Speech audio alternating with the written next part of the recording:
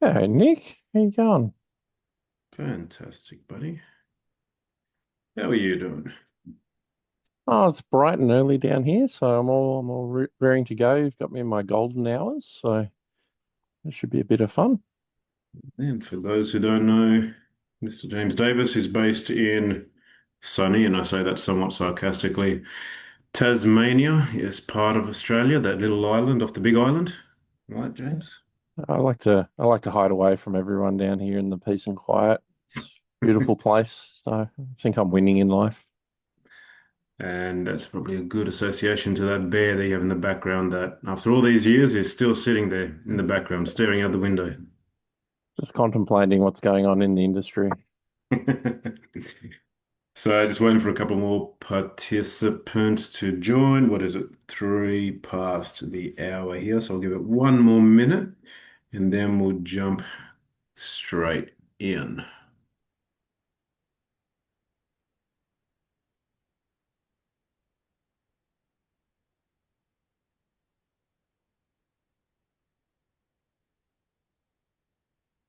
Okay, there we go. We have more participants jumping in. So let's kick it off. So first of all, a big thank you to all of those who have joined our webinar today. And the webinar topic is how to actually realize the benefits of automation with a somewhat exclamation mark on the actually. Um, within our industry, and when I talk about our industry, I talk about technology, I talk about MSPs, I talk about automation, AI, and everything that's associated with. What is often talked about is ROI. So we've been on this journey for a number of years as Pia, talking about automation, talking about AI, talking about ROI. And the tailwinds now from everything you see around generative AI really adds clout to that. And everyone's talking about the absolute and actual benefits of AI. Then the question comes down to what the actual benefits are and how you measure that. We all know there's benefits. So as a result, I've invited along today Mr. James Davis. So this takes a bit of a different skew today to our usual webinars. And the skew here is rather than a vendor co-op presentation when we go and talk about our businesses, I've asked James Davis along today in his capacity as the TSP Advisory. So I'll go a little bit into his background, but as a result, I want him to present to the audience today what his feel is on the topic of how to actually realize the benefits of automation. So without further ado, we'll go on to the next slide. Introducing myself, Nick Ferraro. I'm one of the founding executives here at Pia, excuse me. Here at Pia, I was part of Virtual IT Group, the inaugural Chief Customer Officer within the MSP. We acquired the better part of 12 to 14 companies over the space of about 3 years to become the largest mid-market MSP within the APAC, well, within the Australian space. Apart from that, I've got 20 years experience working across enterprise, SMB, as well as consumer, predominantly in the telco space, be it for Telstra, NBN or O2 out of London, and subsequently from there, involved in a number of startups across ANZ, Europe, US, and am the Chief Revenue Officer here today at Pia. We've been in market for 3.5 years. We are a automation company for MSPs, automate everything from the service desks and across the organization. Born out of an MSP for an MSP, Pia. If you haven't heard of us, look us up, Pia.ai, everything automation around MSPs, and in particular the service desk. Now I want to introduce the man of the hour, Mr. James Davis. So James is Fractional Chief Strategy Officer, founder of the TSP Advisory. He has spent 15 plus years in the tech space, and 9 of those are consulting, advising, coaching. And I've been fortunate enough to see this close up and from afar. So he was part of C-Level Ops, which was acquired by Pax8 to become Pax8 Academy. So a really long and storied history in the tech space. helping MSPs of all shapes and sizes to optimize their internal frameworks, to optimize their processes.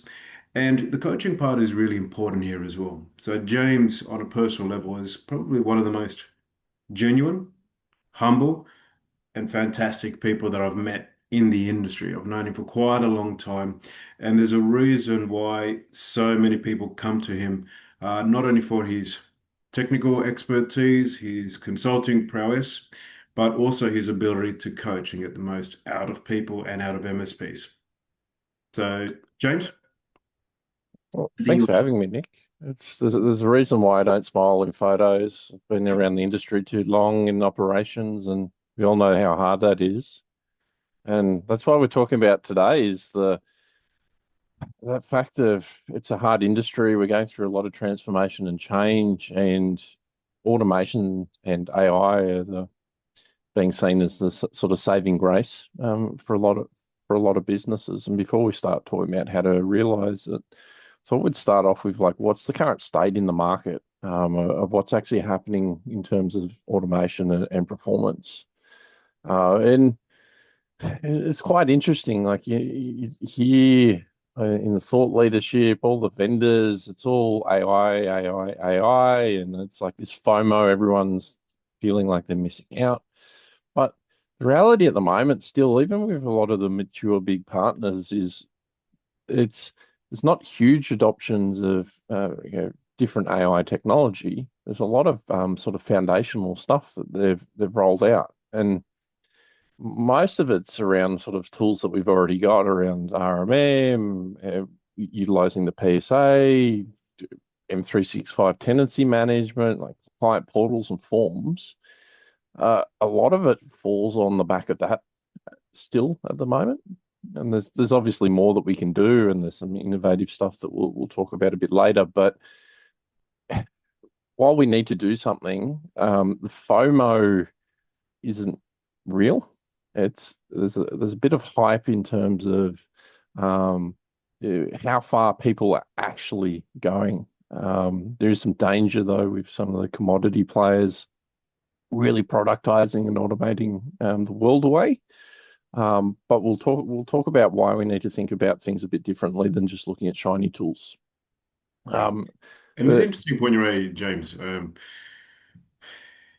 When we started on the journey with Pia, I remember talking about automation, and this was pre-Chat GPT and generative AI, and they didn't know where to place us. Right, so we had discussions around hyper automation. Are you AI? Are you you literally RPA. RPA? Are you an NLP, natural language processing? Right, so all of these acronyms flying around, and this is with Gartner, and so. There's no wonder why there's confusion around what exactly is automation. I mean, I look at this screen here where you talk about RMM, PSA workflows, and we often come into that. So, workflows, are they automation? Well, you have to go and build it. So, what is it actually automating? Is it any different to building your own workflow, right? Your own proprietary thing? Well, is that really automation if you have a lot of manual uplift required? But keen to understand your view on that.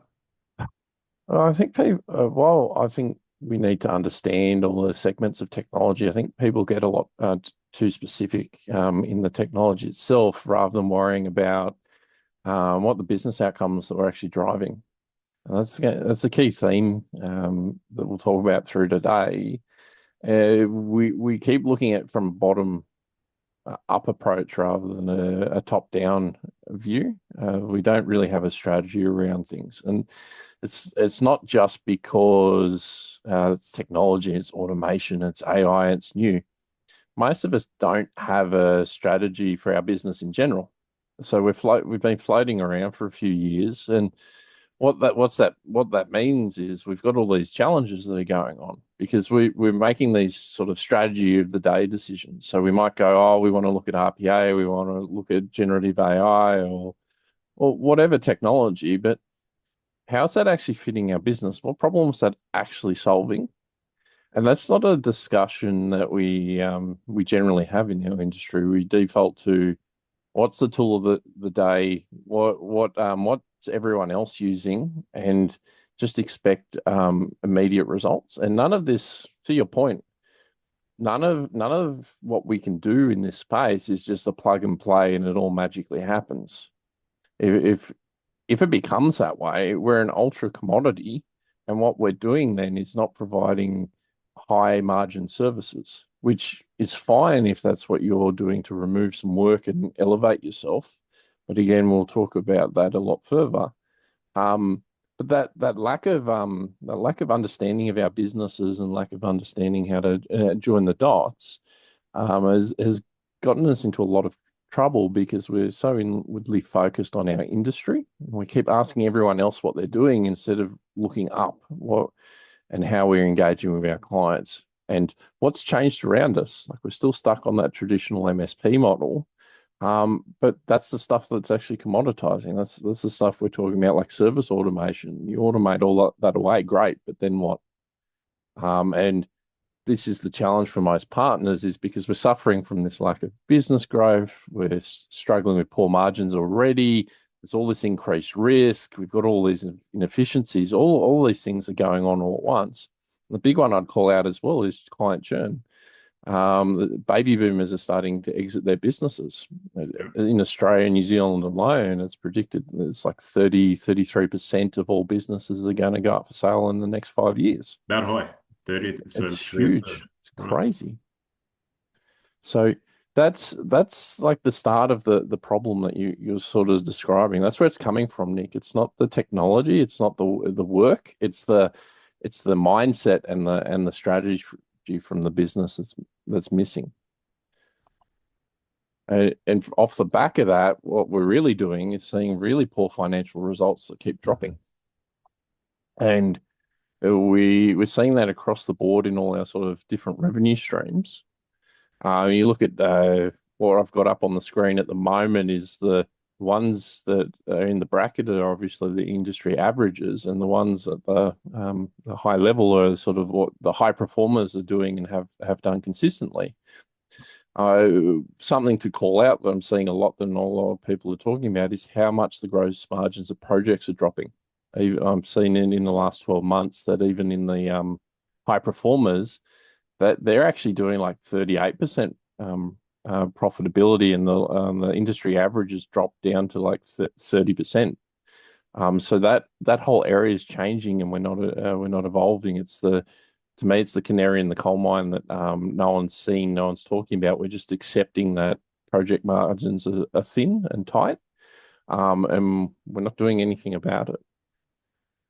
And this is leading to overall our EBITDA is really poor as an industry. It's averaging 6%, and at any one time, uh, at least 25% of the industry is at break even or at a loss.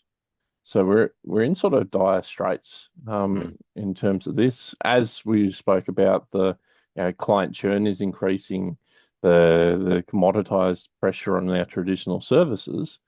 So it's making people react a lot more, and that's going back to that shiny tool of the day. They can't afford to put the effort in. They can't afford to um, make longer term decisions because they're sitting there panicking day by day of how they're going to solve their problems. Yeah. I really want to hold on this one because when I do get on stage at some of our industry events, I often speak about this. And I do so not because it's telling people how to suck eggs. I think a lot of people know this data point has been bandied about. But you really do take pause. You realize how thin the margin is, how thin the that margin of having you between profitability and losing your business. And I'll say that. I'll say that purposefully. Between making some money and being a break even or loss, as you pointed out there, is razor thin. You think about some of your major clients. You think about economic headwinds or or tailwinds. You think about any of those. If they come into effect within a week, a month, 6 months, that can affect your business. And I've seen it. I've seen it on our side. I've seen partners of ours who have had a high concentration of clients within that upper tier. That suddenly something happens, there's a merger, an acquisition of said client. um, or they grow out of that MSP, or something happens. Then they're in dire straits. And back to my original point as to why I continue to bang on about this point is it seems sometimes like we're hitting our head against a wall to actually deliver the message that this is not a great place to be. An industry average EBITDA of 6% is like no other industry. I've been fortunate enough to see many industries in a lot of my work, especially in enterprise. And I think the only other industry I've seen razor thin margins like this is in the airline industry, right? But that's a very different kettle of fish. You're talking about a monopoly, duopoly that they can afford to do so. Government rebates are involved, and there's a whole bunch of other stuff.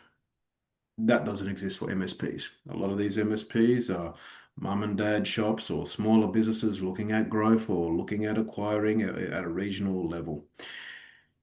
All that to say, it astounds me that operational efficiency isn't the number one task being looked at by so many MSPs, right? Where I think it needs to be.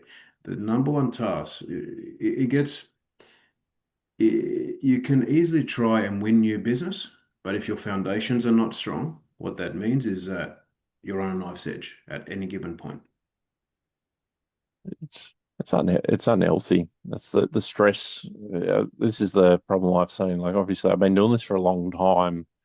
The lower performers have always been lower performers, but this is the industry average has been dropping year on year on year for quite some time since COVID. It would have been happening if COVID didn't happen. COVID was a bit of a sugar hit that painted over a lot of the cracks, but they were there. The foundations haven't been right for quite some time. And the challenge is most of us are technical owners that started out 10, 15, 20, 25 years ago. We were the local person that could solve small business problems. They were simpler times because we just fixed broken technology. Then we realized as an industry we could fix price our support. And that's where it all went wrong because we didn't understand the levers of how to drive margin. We were doing it because we loved tech. It was our passion. Everyone lived it and breathed it. People needed help. You could get clients left, right, and center because you were one of the only ones in the area. You did a good job. You'd get some more clients. There's none of this needing to really sell because all you're doing was charging by the hour. You just say your hourly rate and away you go.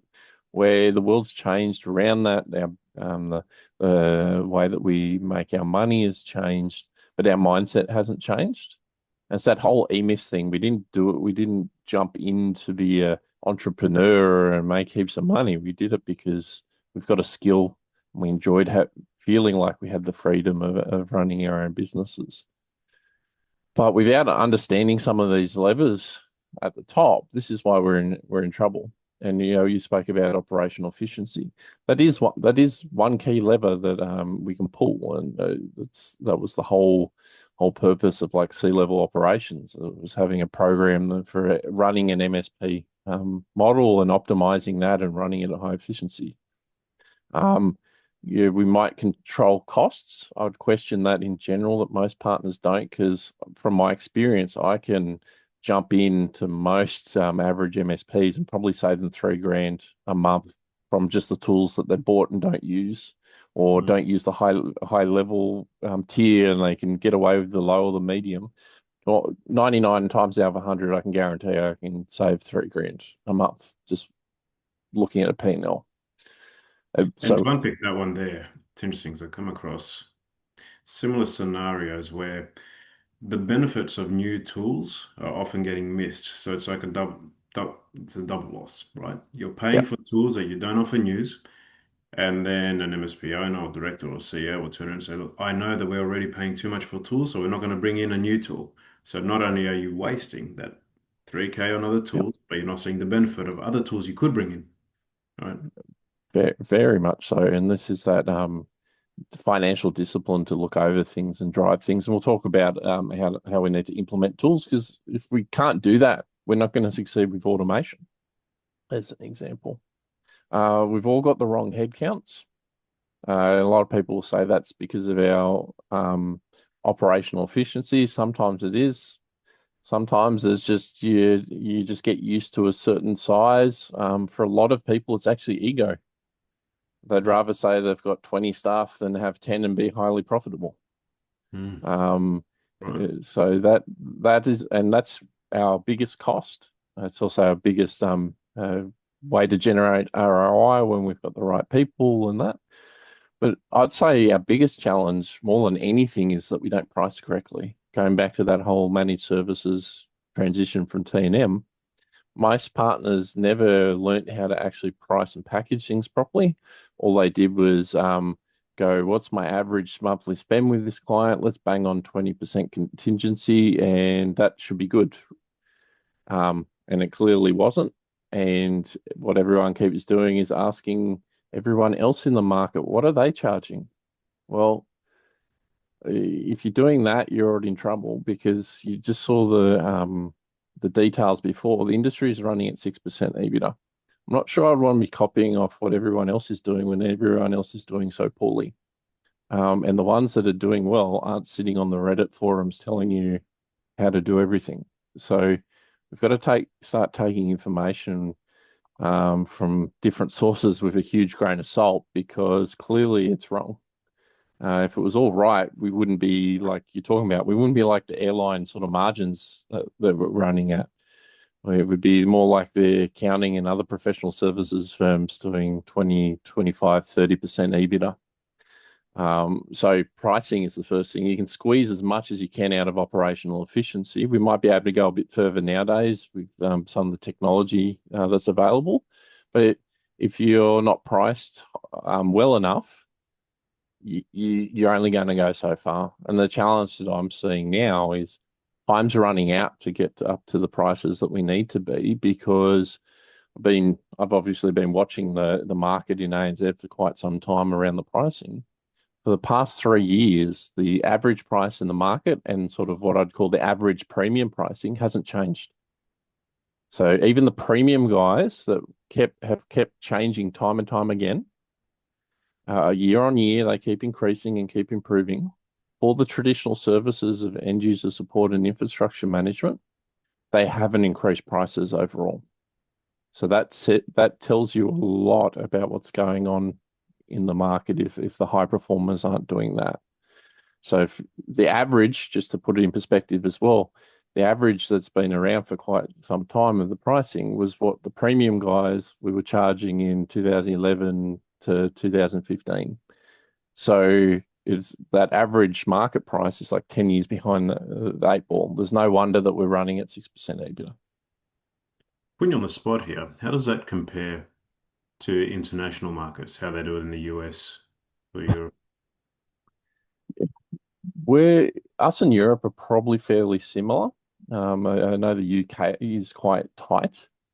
The US has a bigger spread of the haves, have-nots, the commodity play that you can play over there.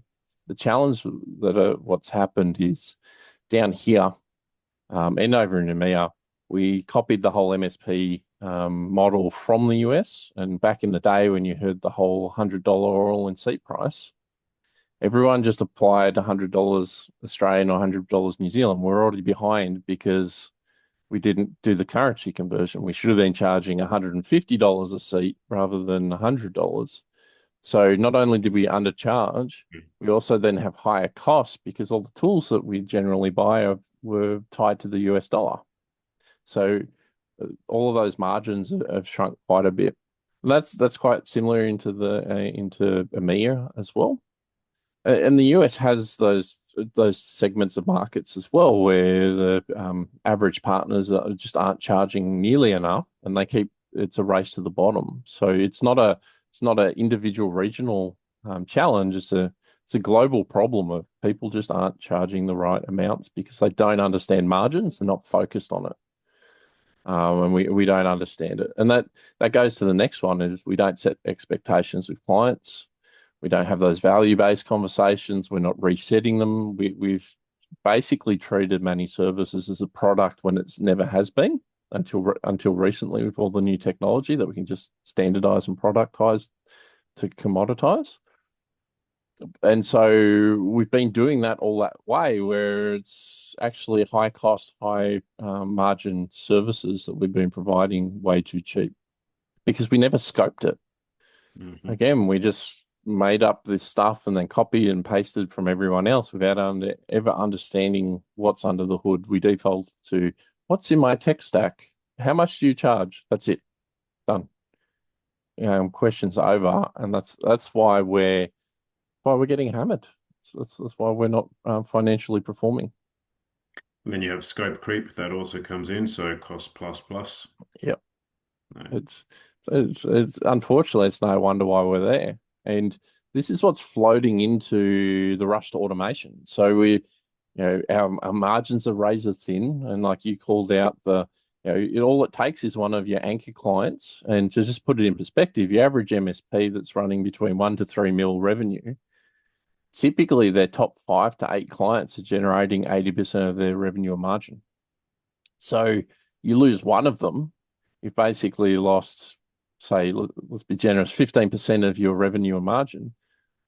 Overnight. That bang, you break even and a loss straight away, just one thing. And I talk to clients a lot and I ask them if they're churning clients. They always tell me no until I ask them directly, have you had clients that have sold out? Have you had clients that have matured into a bigger partner? Most partners think churn is only they leave because they're unhappy Yeah, with the yeah, service. yeah. And that's a really dangerous mindset to think about. But that spiral is that drive to we need to go automate everything. This is what's going to make our money. And this is where we run into all the mistakes because we're not applying the right thought process here. And I'll bring this up. Here's the most common sort of seven. It should be, and before you go into this, Joe, it should Yeah. be said. So we see all the reports, whether it be Kaseya, whether it be from ConnectWise, that talk about, and I've seen the complete shift over the last 3, 4+ years. We need to automate. We don't know how. And I think that this is a good example as to they don't have the skill set. They don't know what it is. They don't know how to do it properly. So, what are the roadblocks you see? Oh, first it's mindset. Like we're diving in and going, I'll pick on PR. The people will go that we're desperate. We'll just buy PR and magically that will save my business. Like that mindset in itself, if you're relying on technology to save your business, there's much bigger problems. No tool is going to save your business. If we're going to automate, we need to have a reason why we're automating. That we rather than that purpose of survival, if it's pure survival, it's not going to happen. If it's to enable your team to have more breathing time and stop being burnt out, if it's to deliver better client experiences, it's enabling you to scale. It's enabling you to elevate your business into a different, higher value engagement with your clients.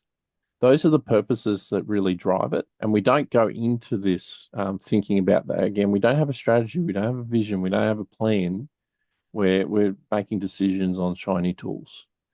And if we don't have that right in the first place, everything else is not going to be successful. You might get like splatterings of good things that affect it, but overall, if you don't have that, you don't know how to measure an ROI against it. It's all sort of just gut feel and what you're feeling on the day. Because if you don't have that, that's what drives all the next common roadblocks. And the biggest ones I sort of see is around the resourcing. And we'll talk about that a bit more in the future. But most people will just go, I've got a team now. I'll buy something like Pia, and surely someone in my team can just roll it out in between all the other stuff that they can do. That in itself drives a lot of issues. If someone's already busy and the whole focus is on how fast can we support our clients, they're never going to prioritize this work. Uh, if you're not prioritizing it, you've just got to spend, no matter how good the tool is, and you're just burning cash and opportunity cost because you're sporadically getting someone to work on it. Whether they have the skills or not, we'll talk about a bit further on in this. But just that starting point, you've already set it up to fail in the first place. Mm. We should have learnt this from years ago when we all did our RMMs and we all changed our RMMs. We're doing exactly the same poorly thought out processes that we've done in major tool changes in the past and not learning because we don't do any project planning. We don't assign resources to dedicate to this stuff to do it properly. It's a secondary thing. And if it's so important, why is it a secondary thing?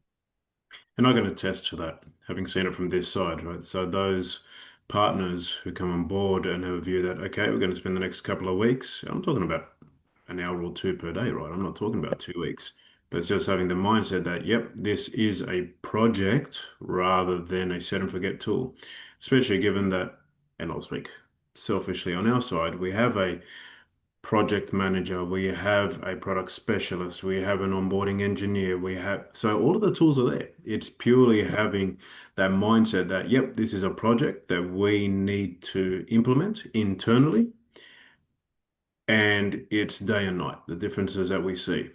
And it's interesting that you mention RMM because that's often the user cases that we refer to, right? We'd seen at the beginning, RMM was very much in the same way, not focused on, not seen as a project, or sort of set and forget and had so many issues. But now MSPs can't live without it, right? And that's certainly how we try and position the importance of having prioritization and focus on looking at automation as a project and an ongoing way of working.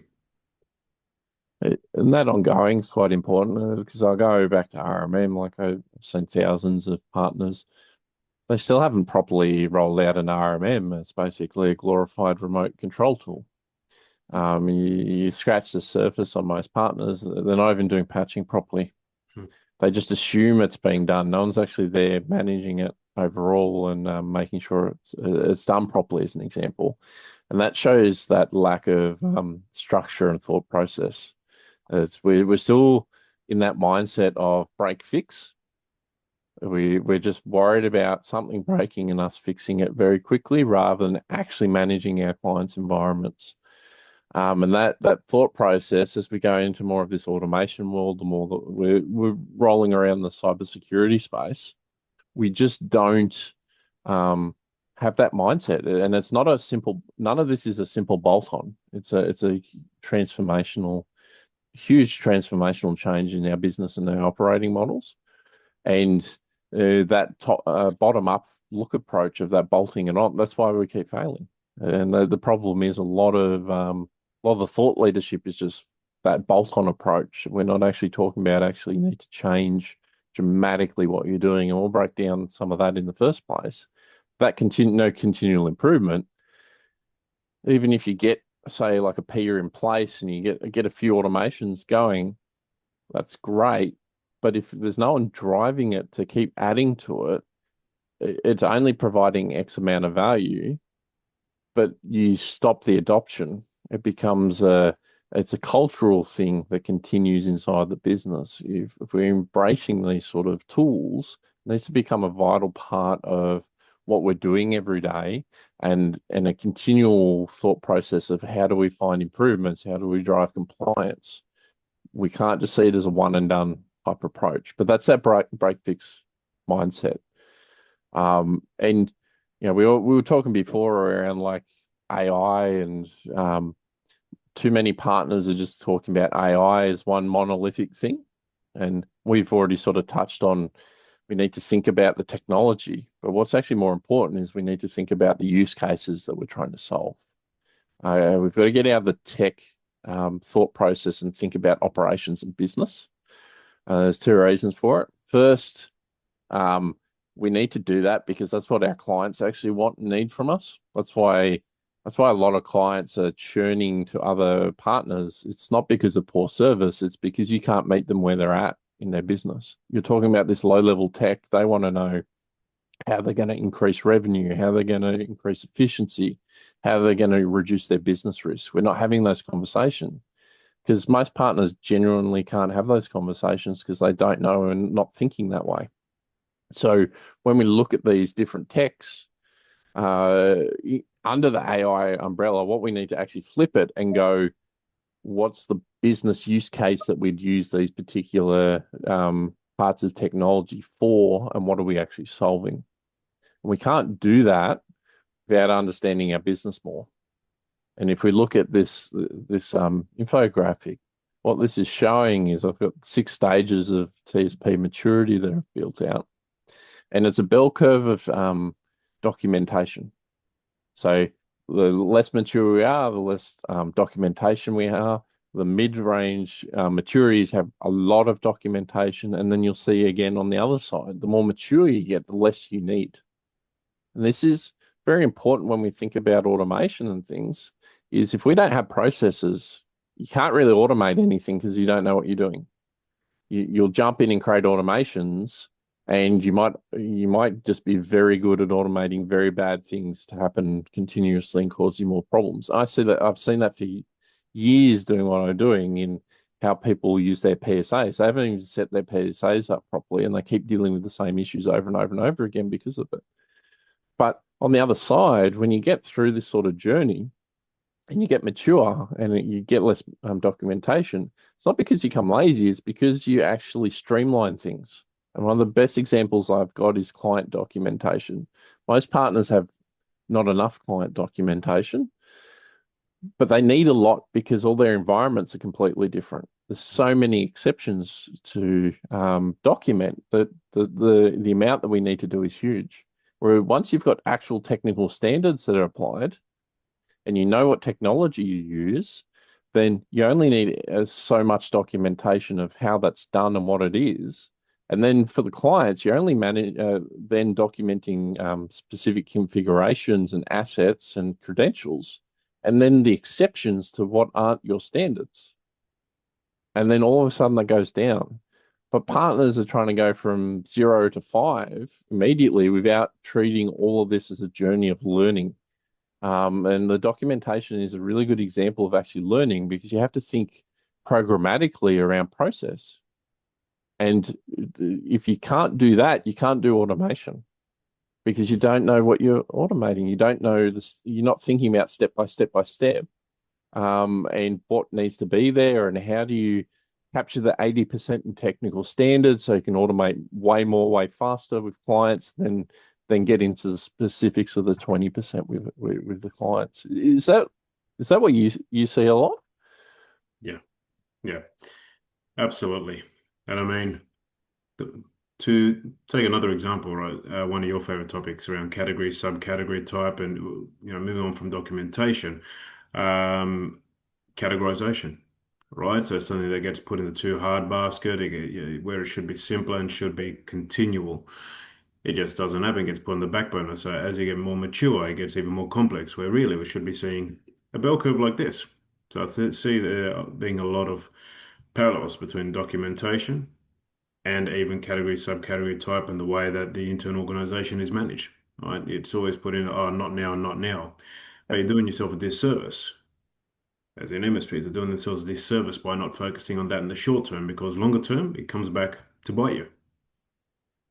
It does, and it needs to be that continual improvement. Like everyone wants that 0 to 100, where it's actually the 1% day on day that we chip away with. And this is why partners are running out of time. We're razor thin margins and we can't invest in going through this process, then you're in real trouble, because there's no way you can go from like a 0 and 1 stage to a 3 or a 4 overnight. Like each stage generally, you're talking about a 3 to 5 year process of transformation, because it's not just the documents and the processes, it's the cultural maturity, it's you as an owner and the mindset. So we can't rush that. And that's why we have adoption challenges. So I'll play on this quickly, because even when you do roll out documentation, I see, automation, a lot of the time, service desk won't embrace it. They won't use it. Yeah.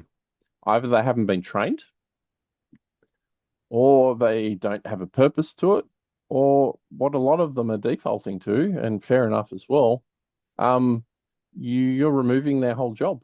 If you're a level 1 tech and you've just automated 80% of the work, why am I going to adopt that? Because if I adopt that, my job becomes redundant and you're going to sack me. And that's what's going on in all the enterprises, right? Like it doesn't matter how good you are. Just saw like Oracle just sent an email out to like 16,000 employees overnight to say you're gone because of AI. Um, so if we're not actually engaging with our people and talking to them about the purpose and helping them reskill, why are they going to even adopt the tool when you're going to kill their job? And that's a thing that the owners aren't thinking about. The owners are thinking about all the benefits. They don't actually articulate that to anyone. So it's a big call out. And mindful of our time, keep moving and thinking about like who we chuck in to do the automation is generally wrong. Yeah, again, I spoke about it really quickly around the systems. The just grabbing someone out of your team. Maybe they're a dabbler in like PowerShell or something. Most of our people are at best, they're systems administrators. I don't mean that negatively. That's an important skill. But when we start getting more and more into automation, it's actually a DevOps engineer. Um, and it's so important to know this difference because a system admin has certain traits. They act a certain way. They do certain things. They don't think in a development mindset. They're thinking about creating stability and keeping things consistent. Where a DevOps engineer has to go in, plan a pipeline of work. They need to then do sprints. They need to think in a programmatic way. There's very different approaches and they're very different skill sets.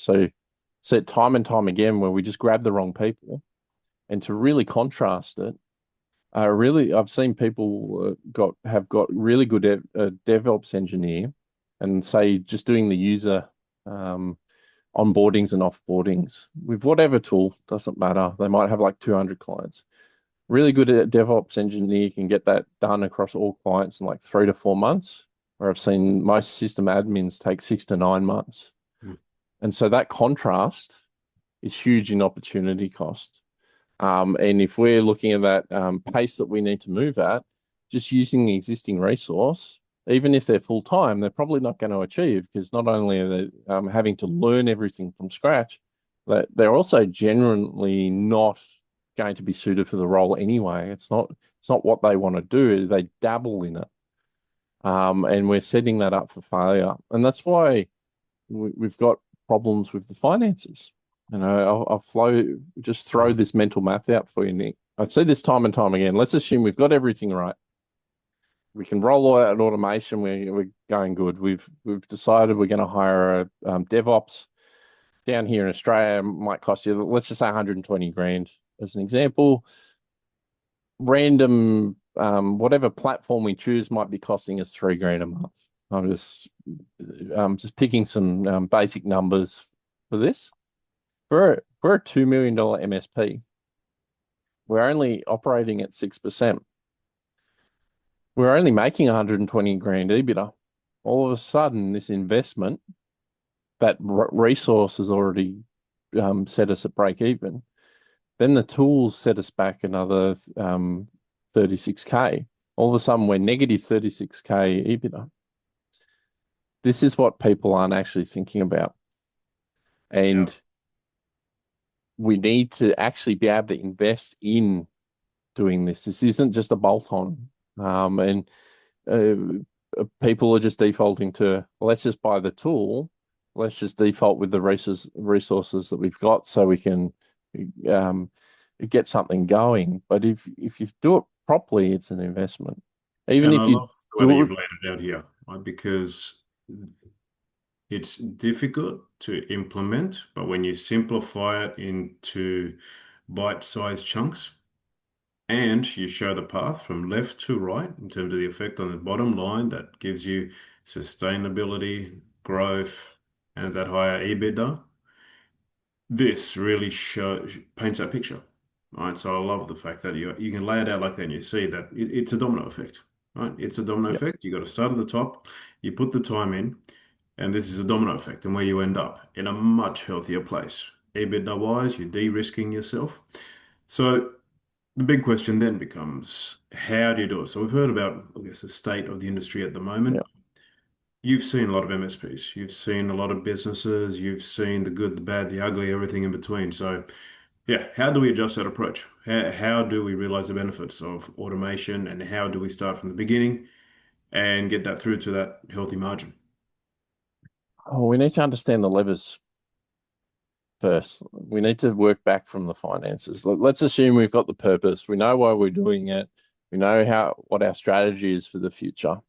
I could spend a whole session just talking about strategy and that, but let's just assume we've got that. So what are the levers we're going to pull? So we're going to invest in a DevOps person. We're going to invest in a tool, and let's use Pia as the example. Great. So what are we going to do to actually realize the financial benefits? We've got the right person that can roll that stuff out. It'd be fantastic. But if all we do is automate what we've got, all that, like what I've just said, all of a sudden we've just added extra cost to our business. You can automate your managed services tickets down, great. But if you don't pull any levers, you're less profitable. And this is what no one thinks about. And so most people, they assume they can do lever 3 and shift resources into chargeable activity. If we're seeing a less project pipelines, we've got sales challenges, we're not growing because every partner tells me their biggest challenge is lead generation. So that's not reality. Because level 2 isn't happening because you haven't added a client for ages, or you don't add enough clients for it to be significantly impactful. We don't have anything for our people to move into to do more projects or other types of services. Then what? And this is where you have to default to reducing headcount to actually generate a return. Most of us don't want to do that, so we leave the same people doing the jobs. And this is where we've actually got to start looking at what's our strategy to grow. How are we going to add more clients? How are we going to add more services? How are we going to generate a pipeline of projects that we actually need to increase the velocity and volume of them? Can we flip and monetize automation projects with clients? Level 5 you can't do with a system admin because they're not built to do consulting projects. Even if you've got a really good one that can, they might be able to fumble their way through automating some service stuff. That service stuff doesn't actually apply to how your customers operate because we've got specific systems. It's very easy to look at the specific systems and workflow, but if you're not thinking high level around process, documentation, and management, understanding how someone does their job to then break that down and then automate it, you can't charge that sort of stuff to the clients. It's not that easy bolt-on that the industry keeps talking about. And so if we're not looking and pulling these levers, we're never actually going to see a benefit to the bottom line. And that's the bit of the scary thing. Like at least you guys were talking about this conversation. You've been very open for years, Nick, around this challenge and talking to partners about it. There's an industry in general where everyone's got an agenda just to say, well, just buy this stuff and it'll just magically happen, but it doesn't. Yeah. No, and you've certainly seen that journey. And so we can talk about it at pace, but it is about setting those foundations. And for instance, you mentioned reduce headcount in the organization, add more clients to generate revenue, right? There's even the upsell, cross-sell capabilities there because it's not all just organic growth, right? So ultimately, it does need to be a step process, right? As you've identified here. And what you've got to start thinking about as well is where you are in your maturity. We touched on the documentation. Stage 4 and 5, 3, 4, and 5 organization has a much easier time realizing the benefits of automation and AI than a 0, 1, and 2 stage. If you can start from scratch and build something, you've actually got the advantage over most legacy partners because they're so tight on margins and they're so stuck in the ways that they're doing it. You're often, if you're in stage 1, you're almost better off like starting from scratch and a blank canvas and trying to manipulate what you've got. But understanding where you're at, understanding that how you're making decisions, how we're measuring things, what are our processes and procedures, who owns what responsibility, those sort of things. The reason why we need to do this, apart from being mature and driving things, this is how we can start thinking about our clients as well. We need to start using this as not only a way to transform our margins, but start to think about building those capabilities to actually generate revenue and margin off our clients through this elevation. How we structure our business, biggest call out here is most partners don't have a centralized services function. Like going way back to what we were talking about with RMM, most people don't have anyone actually managing their RMM and continually improving that, let alone all the other systems. We don't even dedicate people to doing systems administration across our entire client base. We're not managing our clients. So without that function, we're not even going to be able to do this automation because, again, it's prioritization, but it's also dedication of resources and the ability to segment off people to do certain work. It doesn't matter how small you are, there's still these functions. And until you start to think about your business in a different way, while ever you stack the help desk and that's your main focus, well, that's all you're ever going to do. And again, this is the same sort of thought process that you again apply to clients. What are their functional areas and departments? What's the components of the operating model? So we're talking about service automation, and that's just one component, but you can extend out this to how do we automate finance? How do we assist sales with AI? How do we do X, Y, Z inside the business? But without knowing and segmenting these in our thought process and then measuring maturity and make sure we've got documentation, it's just a scattergun approach. It's we feel burning needs and we react to it. We're applying a service desk mentality to what's really a consulting mindset that we need. And so let's just quickly go through some of the service automation stuff. Most partners don't go into this with a plan. And you've probably seen this time and time again, Nick. They just want it all automated, all to go. Most people may just default to they want user onboarding and offboardings. But there's so much more that you can do inside the service department, but you can't see it as one big monolithic thing. It's taking bite-sized chunks. It's picking one thing, breaking it down, and then really getting it done and then move on to the next one. We need to act in sprints. This is the challenge most partners goes like, let's chuck that poor systems admin in and go, well, just automate the world away. You'll be right. Automate what? Yeah. What are my milestones? How do I tell if I'm on track or off track? What's going to have the most impact? What are some low-hanging fruits that can start to build some credibility? We're really not thinking about that. And this is probably one of the biggest misses that I see, right? So if you look at the tickets that come in, level one, level two, the vast majority are going to be level one, user onboarding, offboarding, followed by user account management. Tell me if I'm wrong, right? Triage plays Yeah. a huge function in that printer management. And the most success is seen from identify right new user onboarding, offboarding, and cracking that. Yep. Then user account. And when I say cracking that, I'm talking about, again, a couple of hours to actually implement that as an automation. What we do see is exactly as you pointed out.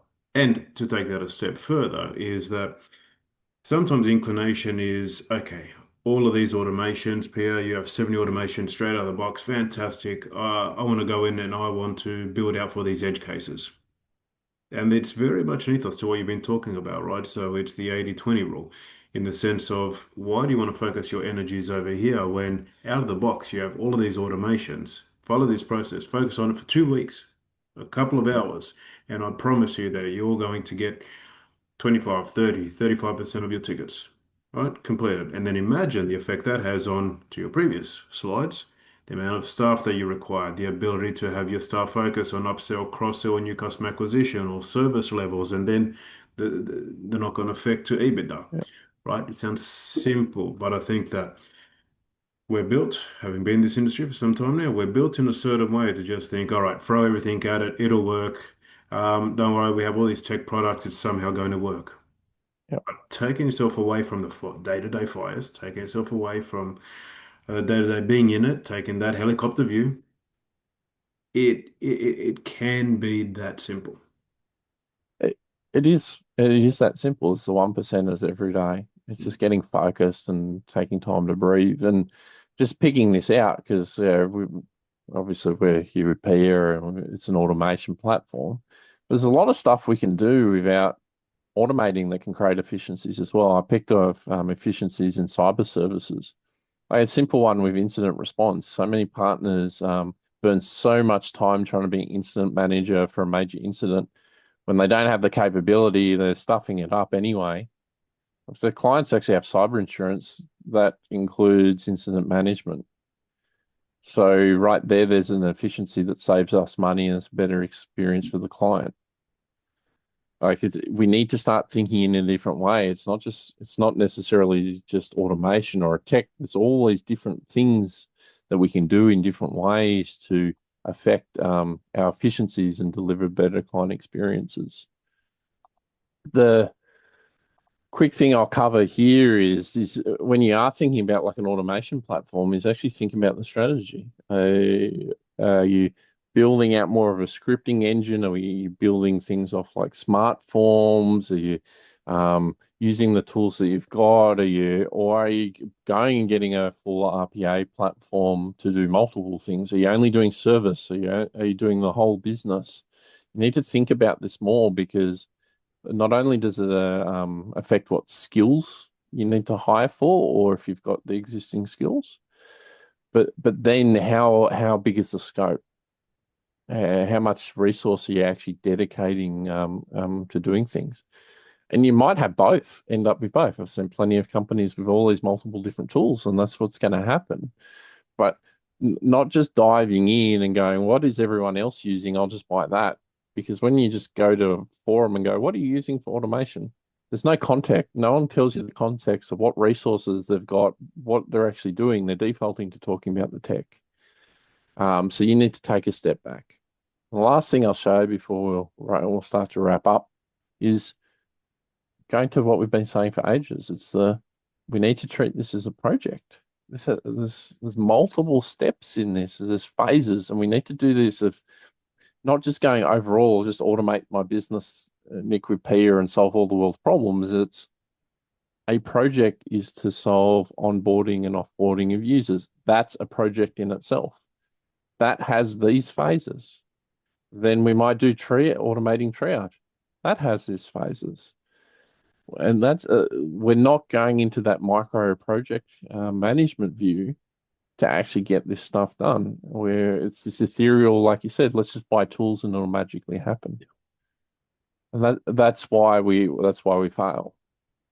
And so if we don't plan, we don't have a strategy, we can't be successful. It's like this is how we need to do what we need to do next is we need to set some goals, identify where we want to head and where we are now, what's our gaps, create a plan around it, share the plan and the why and the purpose with the team, and then start working it and then continually review it. And this doesn't just apply to what we're talking today. This is how you should run your business. But most of us don't do that. And so this is how we realize the benefits. But there's a lot more problems that we need to get past. And most of it's the mindset of the owner.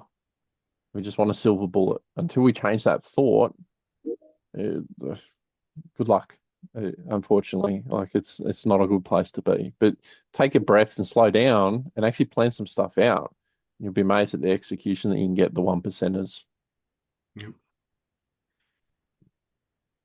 James, thank you. Mate, it's been great talking about this with you. As I said, there's probably no one better placed to see the insides running of a business, the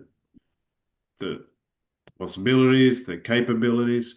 So there's a couple of slides here from the TSP Advisory as well as Pia.ai. Feel free to follow these links, check us out. LinkedIn, the website, there's an ROI calculator there, some stuff on YouTube, all that exciting stuff. But James, thanks again, mate. It's really appreciated. Thanks for having me, mate. Cheers. Thank you, everyone.